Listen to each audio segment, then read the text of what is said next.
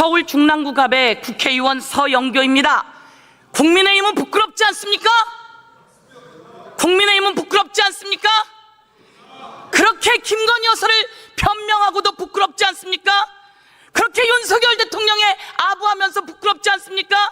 이 엄청난 범죄를 그렇게 국회에서 가리는 것이 부끄럽지 않습니까? 우리는 국민의힘을 규탄합니다. 이제 윤석열 대통령의 배우자 김건희 여사에 대해서 확실하게 수사합시다. 그리고 확실하게 처벌합시다. 이번에 특검법을 저희가 발의했으니 이거 모두 다 찬성으로 통과시켜 주십시오. 그래서 확실하게 소환해 봅시다. 그리고 수사도 해봅시다. 그리고 국민이 답답하지 않게 처벌해 봅시다.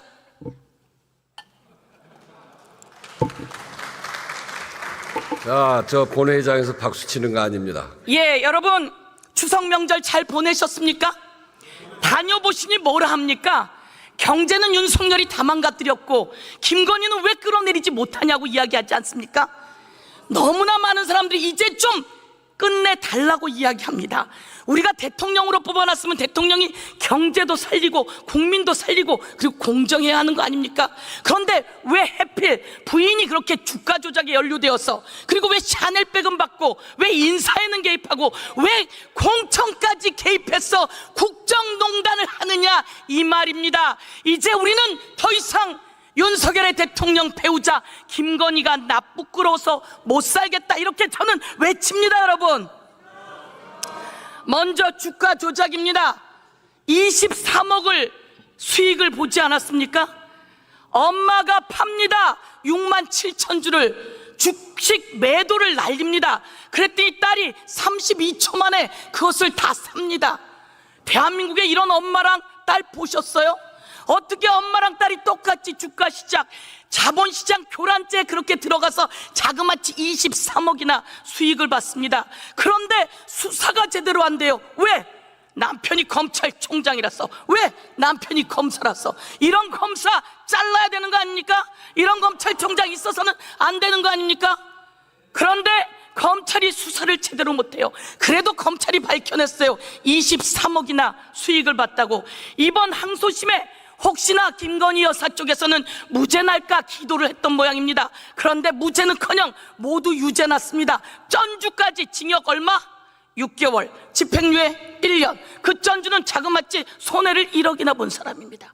그런데 그 전주와 달리 김건희 여사는 녹취가 들어있고 계좌가 들어있고 그리고 수억을 23억이나 받고 통정 매매했고, 그러면 징역 1년이 아니라 훨씬 더 많은 처벌을 받아야 되는데 여러분 맞습니까?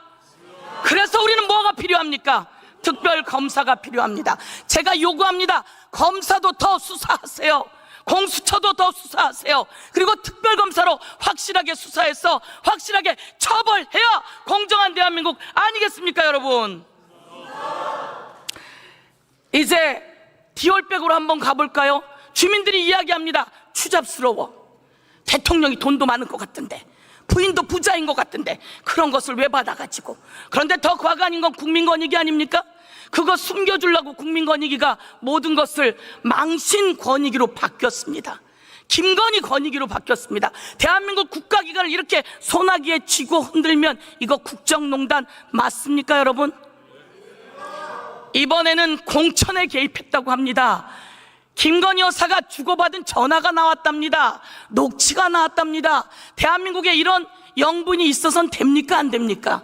안 됩니다. 이제 공천에 개입한 국정농단까지 모두 다 탈탈 털어서 특검으로 수사합시다. 이번엔 대통령 관저 리모델링에 21g인지 몇 g인지가 거기에 또 개입돼서 불법 중개축이 있었고 불법이 있었다고 그 대통령 앞에서 덜덜 떨던 감사원이 발표까지 하지 않았습니까? 이제 그건 낱낱이 밝혀서 세상에서 공정하게 처벌해 봅시다 여러분. 자, 제가 말씀드립니다. 국민의힘 정신 차리세요.